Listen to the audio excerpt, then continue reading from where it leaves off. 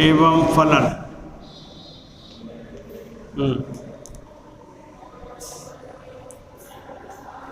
11th class Hindi medium, chapter 11th class Hindi medium,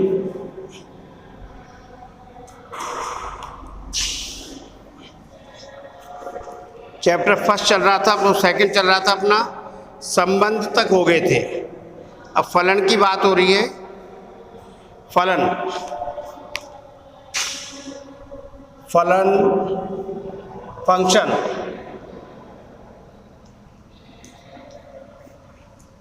संबंध, कुछ विशेष प्रकार के संबंधों को फलन कहते हैं जिसमें दो विशेषताएं होनी चाहिए। और ए से बी में परिभाषित संबंध आर है यदि फर्स्ट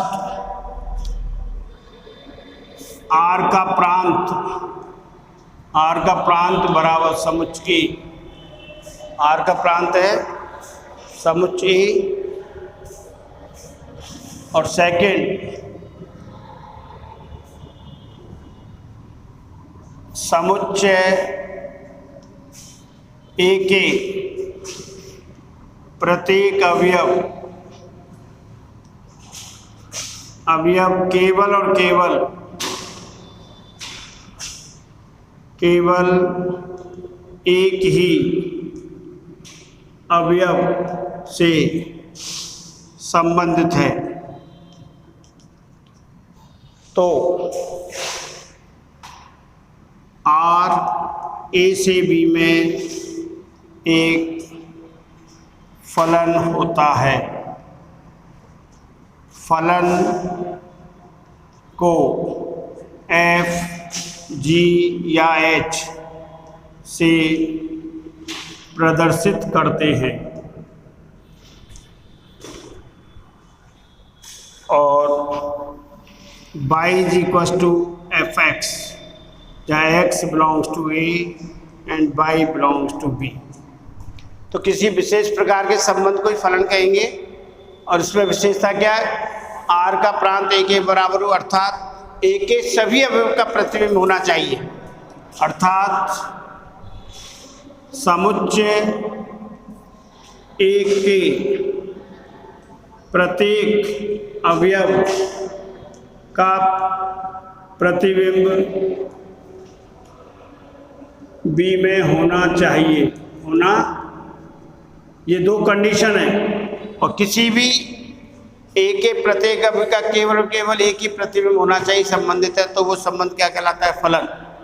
और फलन को लिखते हैं हम फिर F A to B या G A to B और H A to B। तो कुछ विशेष प्रकार के संबंध को ही फलन कहते हैं। Function, special types of relation are called function. और दो condition, domain of R equals to set A and each element of set A related to if and only if only one element of set B. दो conditions हैं, ये मैं अभी बताने वाला हूँ कैसे देखोगे। तो ये अगर ऐसे दो कंडीशन संतुष्ट करता है तो वह संबंध क्या हो जाएगा? फलन। और फलन को लिखेंगे हम एफ जी और एच से, f A to B by is equal to f x. यहाँ पर एक्स क्या कहलाएगी? बाई एक्स का प्रतिबिंब इमेज एंड एक्स बाई का पूर्व प्रतिबिंब प्री इमेज कहलाती है। और एफ का प्रांत ए के बराबर होगा, एफ का सह प्रांत बी और बी के अवयव। यहाँ देखिए भाई, एफ का प्रांत पूरा समुच्चय ही होगा। एफ का परिसर सबसेट और इक्वल टू बी, और एफ का सह प्रांत सहप्रांत पूरा समुच्चय बी होगा। दूसरे घटकों का प्रतिबिंबों का जो समुच्चय वो होगा परिसर, और ये पूर्व प्रतिबिंब का या तो फलन में प्रांत समुच्चय के बराबर पूरा होना जरूरी है, प्रत्येक अवयव का संबंध होना चाहिए, वो इसका प्रांत होगा। तो किसी संबंध को फलन होने के लिए दो शर्तें हैं, इसके एक के सभी अवयव संबंधित होने चाहिए, दूसरी कंडीशन है केवल एक से ही होने चाहिए, यानी पहले घटक की पुनरावृत्ति नहीं होनी चाहिए। क्रमित योग के रूप में लिखेंगे तो पहले घटक की पुनरावृत्ति नहीं होगी, वो संबंध क्या कहलाएगा, फलन ए से बी में। तो इसके कुछ एग्जाम्पल्स करते हैं।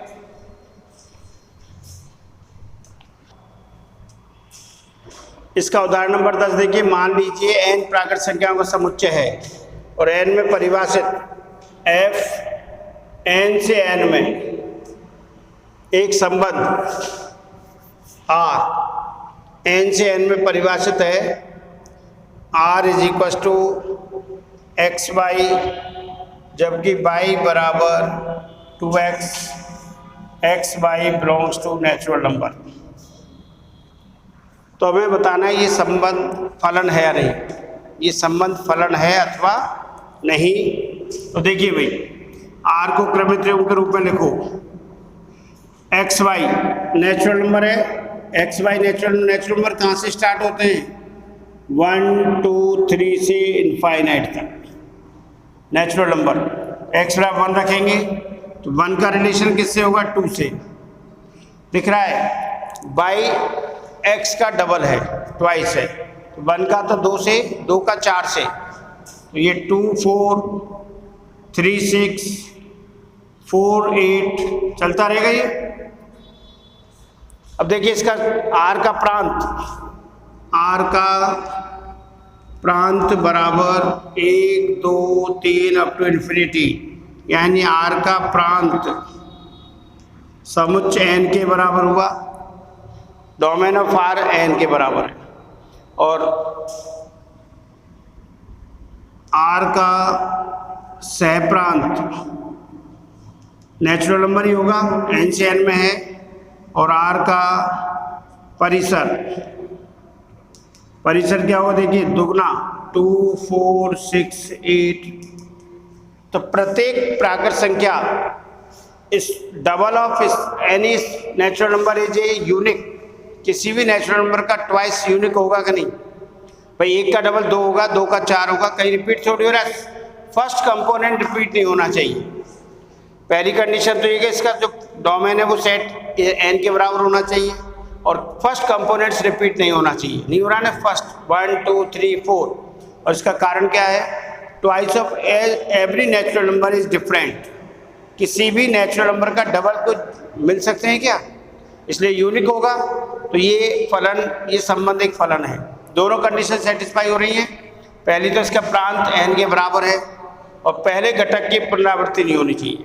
ये जो पहला घटक है ना, ये 2 बार नहीं आया, ये तो आ सकता है, पहला घटक 2 बार नहीं आएगा, वो संबंध क्या होगा, फलन।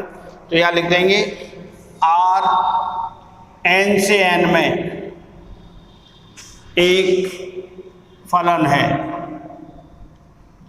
दोनों दो कंडीशन देखनी है हमें, r का प्रांत पूरे समुच्चय के बराबर होना चाहिए, और पहले घटक की पुनरावृत्ति नहीं हो रही है। तो समझ, इसका मतलब है प्रत्येक अवयव केवल एक ही अवयव से संबंधित है, तो वो संबंध क्या कहलाएगा, फलन। तो यहाँ ऐसा दोनों प्रतिबंधों को संतुष्ट कर रहा है, इसलिए r एक फलन है। r क्या है, एक फलन। एक और एग्जाम्पल देखो, उदाहरण नंबर 11। नीचे दिए गए प्रत्येक का निरीक्षण करो, प्रत्येक दशा बताए। तो फर्स्ट देखो भाई, r 2 1 3 1 4 2, R2, ये सेकंड में भी आ रही है, सेकंड R बराबर है 2 2 2 4 3 3 4 4। थर्ड में R इक्वल्स टू 1 2 2 3 3 4 4 5 एंड 5 6 और 6 7।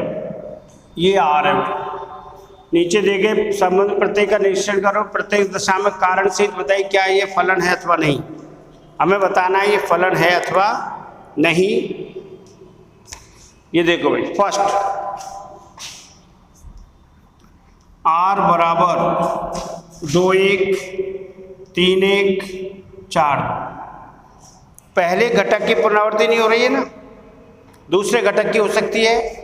इसमें लिखेंगे आर का प्रांत 2 3 4, आर का परिसर 1 2। दूसरे देखिए प्रांत तो सेम है ही, आर के युग्मों में प्रथम घटक की पुनरावृत्ति नहीं हो रही है, अतः आर एक फलन है।